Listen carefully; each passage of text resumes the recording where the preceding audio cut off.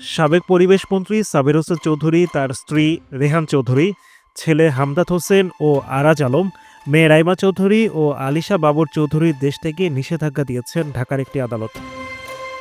আজ রোববার ২৫ মে দুদকের আবেদনের পরিপ্রেক্ষিতে ঢাকা মহানগর জ্যেষ্ঠ বিশেষ জজ মোহাম্মদ জাকির হোসেন গালিব এ আদেশ দেন।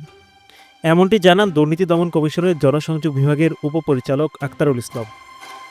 আবেদনে বলা হয়েছে, সাবের হোসেন চৌধুরীর বিরুদ্ধে রাজনৈতিক প্রভাব খাটিয়ে অর্থনৈতিক অপরাধমূলক কর্মকাণ্ডে লিপ্ত থেকে বিপুল পরিমাণ স্থাবর ও অস্থাবর সম্পদ অর্জনের অভিযোগের অনুসন্ধান চলমান রয়েছে।